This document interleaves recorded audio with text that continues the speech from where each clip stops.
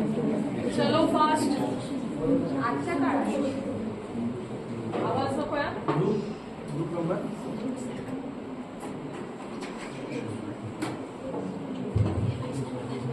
आजच्या काळात खून हे केवळ चित्रपट पुरते मर्यादित राहिलेले नाही किंवा एखादी गुन्हेगारी मालिका.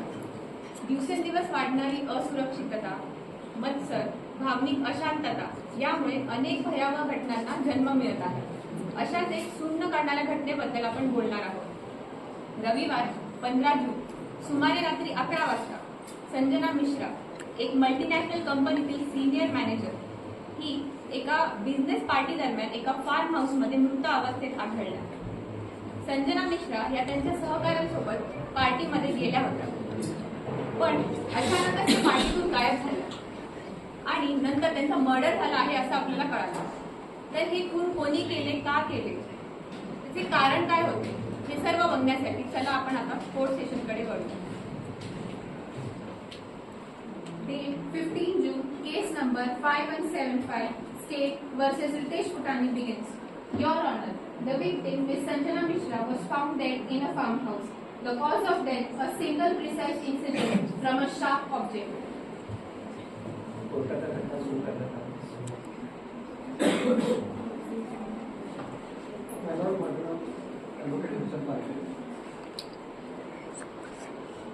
संजना यांचा एका पार्टी दरम्यान कोणतरी मर्डर करण्यात आला.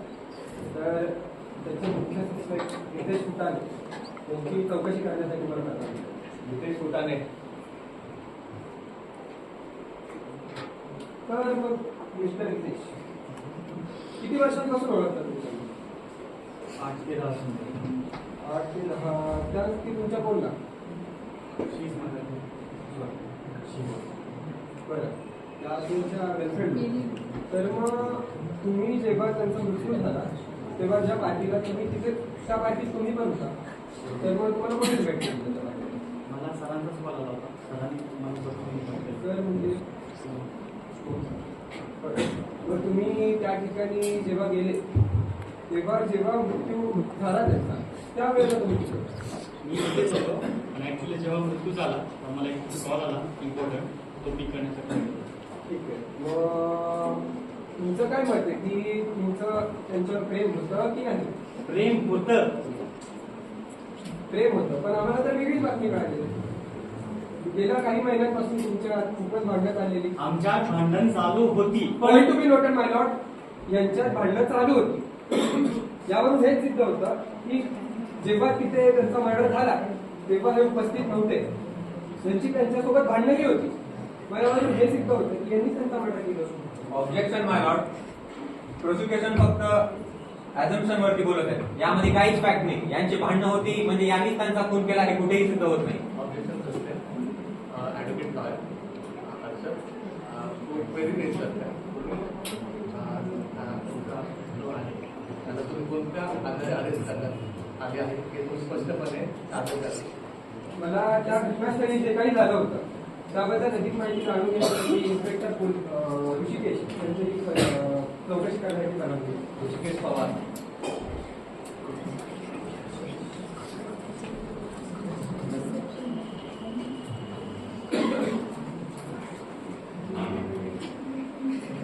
इन्स्पेक्टर ऋषिकेश, जेव्हा तुम्ही तिथे पोहोचलात तेव्हा घटनास्थळी तुम्हाला काय दिसलं? आम्ही काहीच पोहोचल्यावर आम्हाला तिथे बॉडी त्यांना दिसली. त्यानंतर बॉडीला आम्ही बाहेर काढल्यावर ते मानेवर शस्त्राने घात केलेला दिसतो. तिथे तुम्हाला आजूबाजूला काही सापडलं? तिथे CDWची एक बॉटल आणि काही प्लास्टिकची तुकडे सापडले. ठीक आहे. आणि त्यांच्या जवळची अशी कोण व्यक्ती होती त्या पार्टीमध्ये उपस्थित? तिथे मिस्टर रितेश फुटाणे होते. तुम्ही जी बॉटल सापडली तुम्ही म्हटलात त्याचं काही लॅब टेस्ट वगैरे काय केलं? काही फॉरेन्सिक रिपोर्टला पाठवले. आता ते कंट्रोल केलं. माय लॉर्ड, मला फॉरेन्सिक डॉक्टरला बोलावण्याची गरज आहे. Forensic doctor.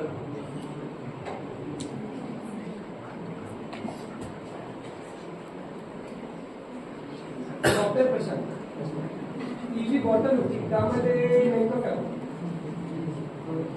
त्या बॉटलमध्ये आम्हाला एक सेडेटिव्ह सापडला, पर्टिक्युलरली बेंझोडायझेपाईन नावाचा, आणि तो इंजेक्ट केल्यामुळे आपलं व्यक्तीने तो बेशुद्ध पडला. बेशुद्ध पडला. त्यानंतर त्यांचा मृत्यू कोणता कारण? त्यांचा मृत्यू राईट साईडच्या नेक रिजनमध्ये शार्प वेपनने स्टॅब केल्यामुळे झाला आणि तो रिजन फ्रीज झाला होता.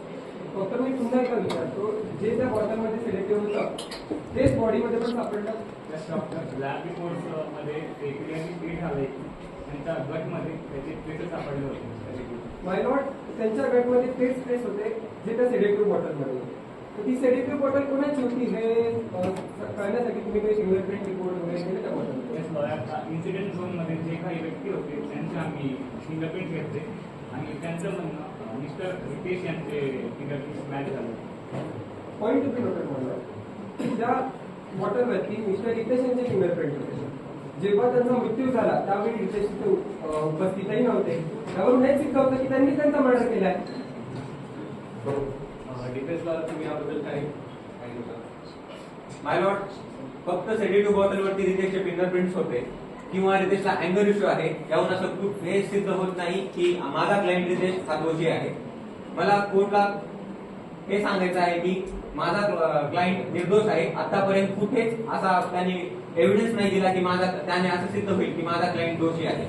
कोर्ट एक क्वेरी रेज करत आहे सो फॉरेन्सिक डॉक्टर की जसं की तुम्ही सांगितलं की सेडेटिव्ह सापडले त्या बॉटलमध्ये, तर त्या सेडेटिव्हचा आणि मर्डरचा काय संबंध आहे की सेडेटिव्हमुळे त्या व्यक्तीचा मृत्यू झाला आहे हे स्पष्टीकरणात करण्यात यावं.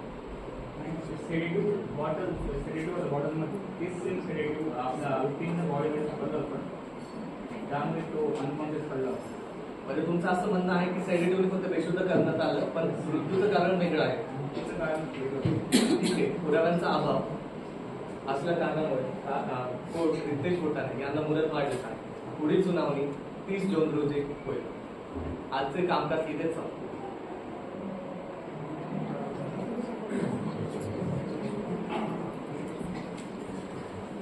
जसं की आपण पाहिलं की रितेश यांच्या विरोधात पुरावे भेटले, काही जणांची मतं सुद्धा कळाली, पण यावरून रितेश हेच खुनी नाही किंवा आहे हे पूर्णपणे सिद्ध झालेलं नाही.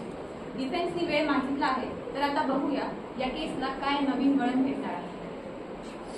तारीख 30 जून 2025, खटला क्रमांक 5175. आजचा खटला राज्य सरकार विरुद्ध रितेश फुटाणे, आरोप संजना मिश्रा यांचा खून. कोर्टाची कारवाई सुरू करण्यात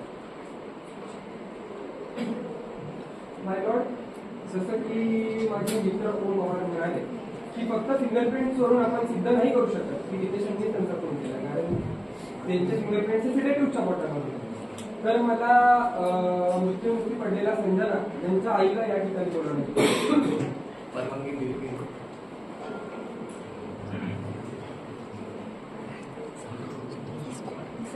तुमचं काय मत आहे की तुमच्या मुलीला कोणी मारलं? माझ्या मुलीला ह्यानीच मारलं माझ्या मुलीला. हा दिवस रात्र तिला फार त्रास द्यायचा, खूप त्रास दिला नाही माझ्या मुलीला. ऑब्जेक्शन माय लॉर्ड, विक्टीमची आई थोडं भावनेच्या भरात केसला वेगळं वळण द्यायचा प्रयत्न करत आहे. माझे मित्र हर्षद, मला तुम्हाला हेच सांगायचं आहे की कोर्ट हे फॅक्ट्स आणि प्रूफवर चालते, भावनेवरती नाही. ऑब्जेक्शन असते. कोर्ट हे अजम्पशन किंवा भावनेवर कोणताही निर्णय घेऊ शकत. कृपया तुम्ही काही पुरावे असतील ते सादर करा. या विक्टीमचे नातेवाईक आहेत, आपण रितेश यांचेच नेबर जे स्वतः त्यांच्या बाजूला राहतात बऱ्याच वर्षापासून, यांना मला चौकशी करण्यासाठी परवानगी द्या. रितेशचे नेबर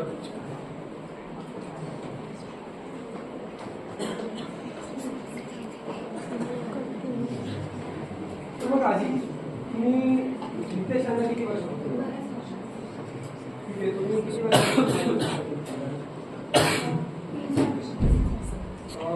जेव्हा पण सोसायटीमध्ये काही मीटिंग वगैरे असतात तेव्हा त्यांचं बिहेवियर कसं? रितेश खूप जास्त आहे सोसायटीमध्ये त्यांच्या सगळ्यांची पाहिजे. सोसायटीच्या मिटिंग्समध्ये पण ते खूप वाढत आहेत. Point to be noted my Lord, ते दारू पितात, त्यांना अँगर इश्यूज आहे. तसेच अँगर इश्यू प्रूव्ह करण्यासाठी आपण रितेश यांचेच डॉक्टर, त्यांच्याकडे त्यांची बऱ्याच वर्षापासून ट्रीटमेंट चालू आहे, त्यांना पण बोलवण्याची परवानगी द्या. रितेशचे डॉक्टर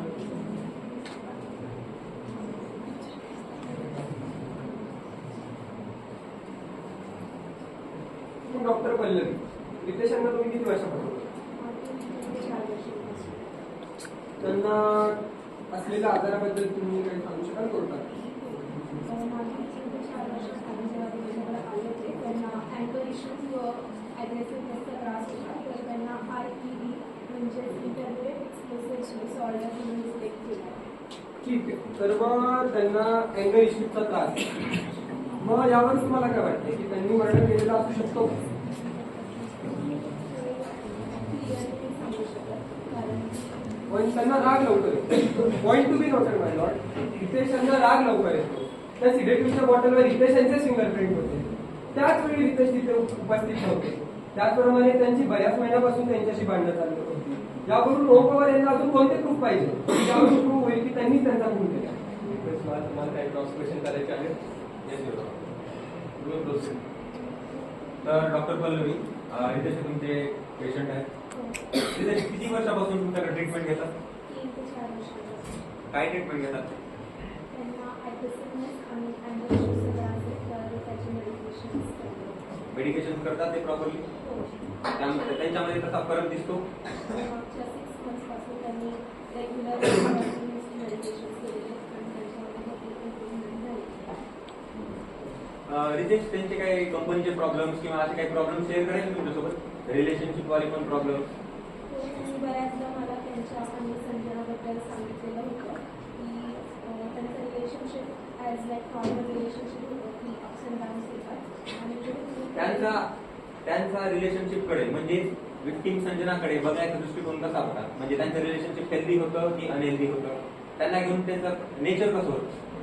त्यांचं हेल्दी रिलेशनशिप म्हणता येईल. Point to be noted my lord, रितेशचं रिलेशनशिप हे हेल्दी होतं आणि जर अँगर इश्यूमुळे किंवा असं कोणत्याही कारणामुळे, जसे की ॲडव्होकेट लॉयर हर्षद जे बोलत आहेत, अँगर इश्यूमुळे फक्त रितेश त्यांच्या प्रियसीचा खून करू शकतात का, असं तुम्हाला काय वाटतं?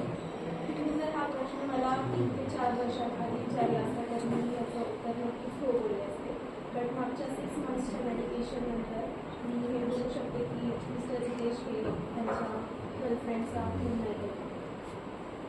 माय lord, everything is clear. Ritesh असं नाही करणार असा कोणताच ठोस पुरावा अजून तरी प्रोसिक्युशन लॉयर हर्षद यांना भेटलेला नाहीये. त्यामुळे माझा क्लायंट रितेश फुटाणे हा निर्दोष आहे.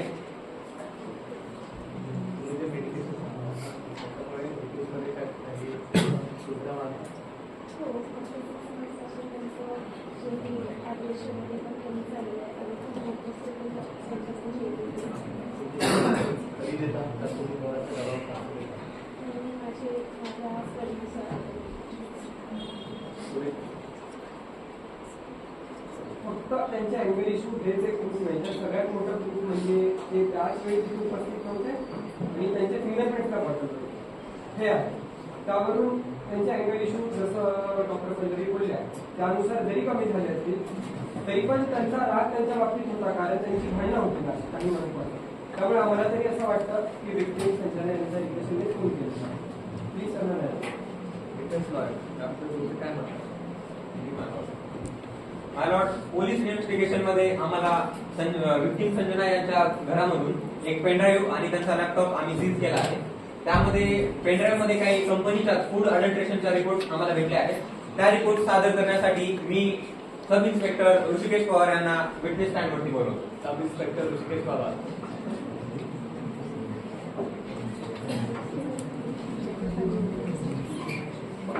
ऑफिसर, तर तुम्हाला जो पेनड्राईव्ह सापडला आहे त्यामध्ये कशा टाईपचे रिपोर्ट्स आहेत? ते संजना यांच्या घरामध्ये चारशे काही रिपोर्ट्स, फाईल्स, काही डॉक्युमेंट्स पेनड्राईव्हमध्ये सापडले आणि मेल्स पण सापडले. अच्छा, कशा टाईपचे मेल्स होते ते? मेल्स हे काही धमकी देणारे होते त्यांना. Point to be noted my lord, संजनाला डेथ थ्रेट्स वाले मेल्स येत होते आणि टू किल समवन या कॉग्निझेबल ऑफेन्सच्या अंडरमध्ये पोलिसांनी काल रात्री कंपनीचे सीईओ शुभम पवार यांना अरेस्ट केला आहे. मी कोर्टाला रिक्वेस्ट करतो की शुभम पवार यांना मी स्टँडवरती बोलू. शुभम पवार. तर शुभम पवार, तुमच्या कंपनीमध्ये फूड अडल्ट्रेशन जे होतं त्याबद्दल तुमचं काय म्हणणं आहे? माझी कंपनी गेल्या आणि आजपर्यंत पण पुरावे तर हेच सांगतात ना की तुमच्या कंपनीमध्ये फूड अडल्ट्रेशन झालेलं आहे. फूड अडल्ट्रेशनचा एक्सपोज बाहेर होऊ नये म्हणूनच तुम्ही पार्टी अरेंज केली. त्या पार्टीमध्ये तुम्ही संजनाचा निर्गुणपणे हत्या केली.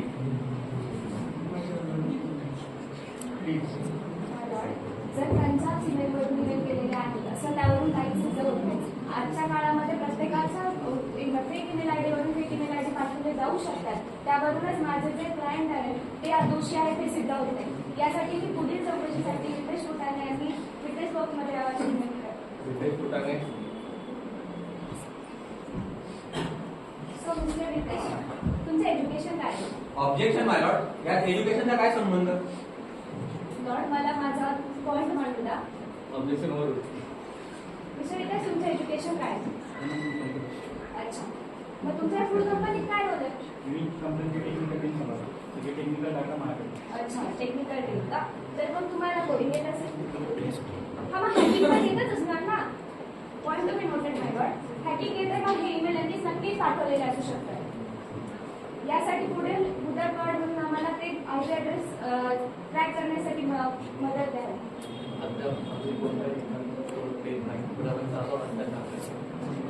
मिस्टर रितेश फुटाणे यांना मुदत वाढ देत आहे. पुढील सुनावणी 1 ऑगस्ट 2025 रोजी कोर्टात आहे. तर जसे की आपण पाहिलं, काही गोष्टी हे मिस्टर रितेशच्या फेवरमध्ये आहेत तर काही त्यांच्या विरोधात आहेत. चला तर बघूया केसच्या फायनल सेशनकडे. तारीख 1 ऑगस्ट 2025, खटला क्रमांक 5175. आजचा खटला राज्य सरकार विरुद्ध रितेश फुटाणे, आरोप संजना मिश्रा यांचा खून. कोर्टाची कारवाई सुरू करण्यात आली. माय लॉर्ड, ज्या ईमेलवरून संजनाला डेथ थ्रेट्स भेटत होत्या त्या ईमेलचा आयपी ॲड्रेस आम्ही ट्रॅक केला आहे. त्या आयपी ॲड्रेस बद्दल पूर्ण माहिती देण्यासाठी मी सायबर सेल हेड मिस खुशी यांना विटनेस स्टँडवरती बोलवतो. सायबर सेल हेड मिस खुशी. तुमचा आयपी ॲड्रेस बदलून संजनाला टेस्ट मेसेज होते. तो आयपी ॲड्रेस आम्हाला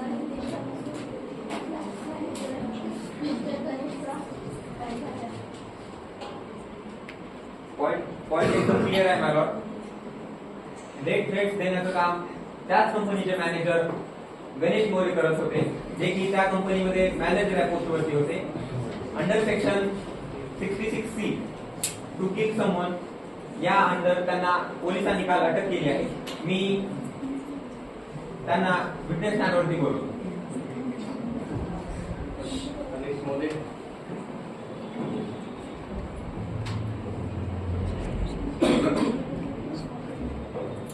तर गणेश, 15 जून रात्री तुम्ही कुठे होता?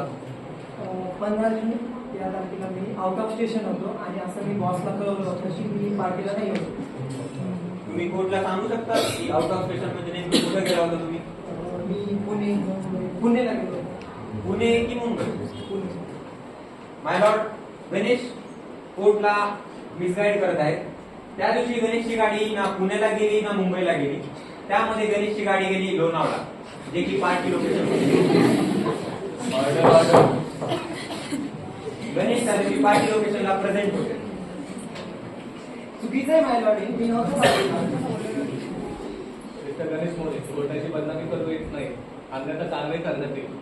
My lord. पुरावे असतील तर ते सादर करावे. माय लॉर्ड, पार्टी लोकेशन पासून 5 किलोमीटर अंतरावर असणाऱ्या टोल प्लाझावरती गणेश मोरे यांची गाडी सीसीटीव्ही कॅमेऱ्यामध्ये आम्हाला आढळली आहे. त्याचे पुरावे तुमच्या समोर आहेत.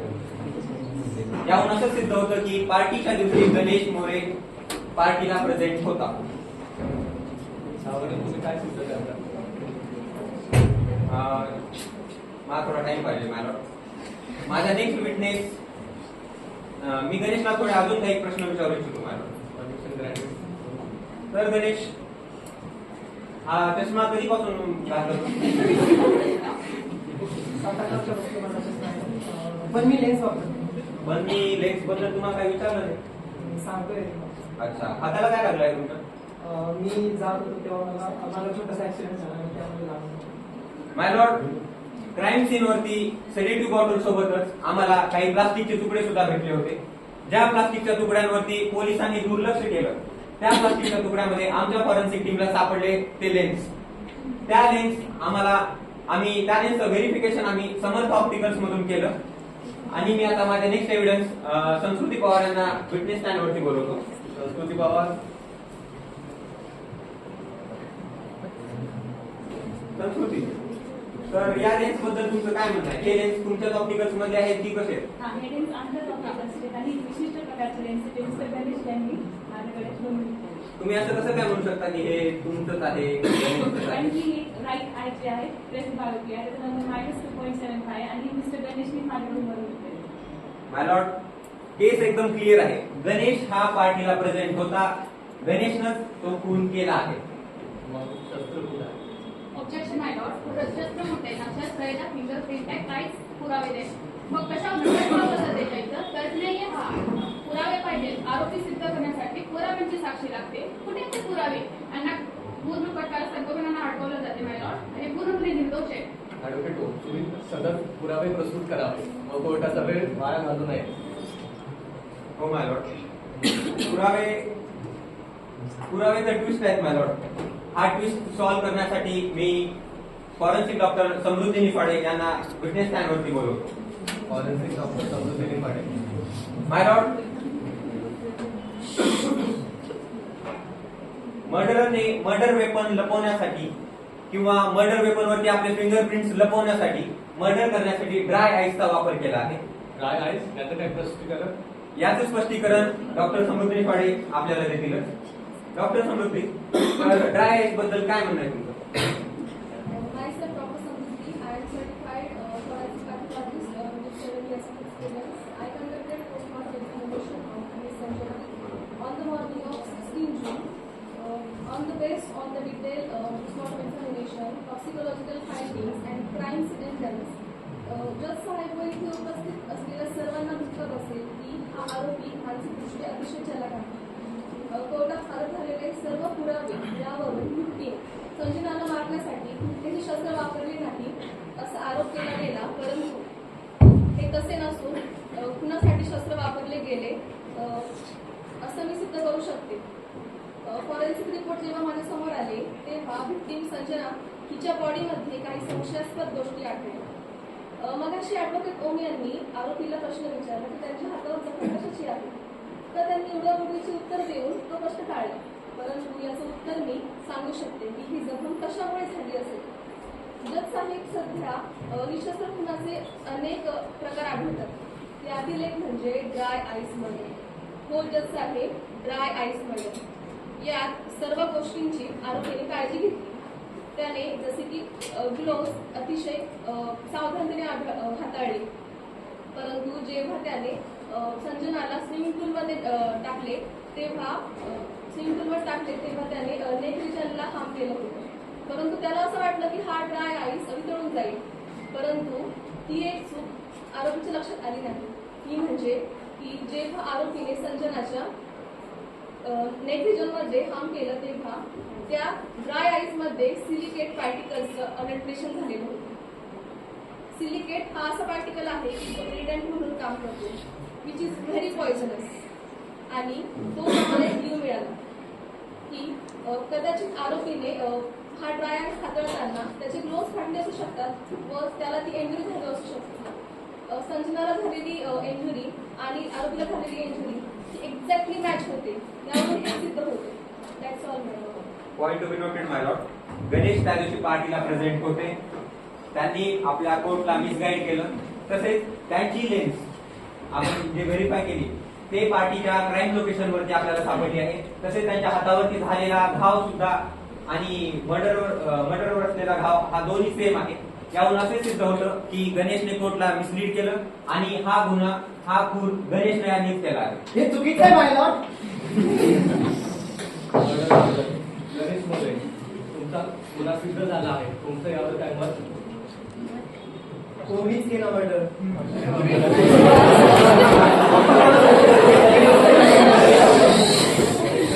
संजना माझ्या अडल्टरेशन आणि मोठ्याचा फायदा घेऊन मला कळालं की रितेश आणि संजना यांच्या दोघांमध्ये खूप वाद आहे.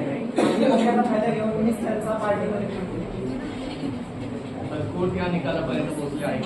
पुन्हा शस्त्राचा अभाव असूनही डॉक्टर समृद्ध यांनी इन्व्हेस्टिगेशन अहवाल जो सादर केला आहे, plus adulteration report, cyber security, advocate home यांनी सादर केलेले पुरावे व साक्ष याच्या कोर्ट या अंतिम निर्णयापर्यंत पोहोचले आहे की गणेश मोरे हे आरोपी आहेत.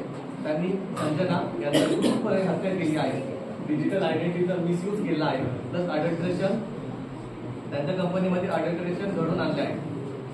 याच्यावर या तिन्ही गोष्टींचा योग्य विचार करून हा आरोप सिद्ध होतो व कोर्ट गणेश मोरे यांना BNS section 101 intentional and premeditated murder, IT act violation section 66C and section 66D व section 274 adulteration food for intended sex या गुन्ह्या दाखल गणेश यांना आजन्म कारावास व 1,05,000 दंड ठोकवत आहे. आजची कारवाई इथे संपते.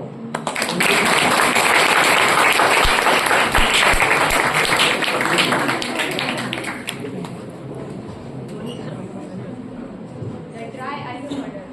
किती चालाकीने हा मर्डर घडवून आणला. आणि सर्वात महत्त्वाचं म्हणजे मर्डर वेपन हे आपल्याला फॉरेन्सिक डॉक्टर यांच्या मेहनतीमुळे कळाले. सत्याचा विजय झाला. संजना मिश्रा हिला जस्टिस मिळाली. ॲट दी एंड मला इतकंच म्हणायचंय, justice though delayed it was not denied. The pillars of our democracy, police, judiciary and constitution may be slow, but they does not sleep. The justice may bend, but it does not break. Thanks.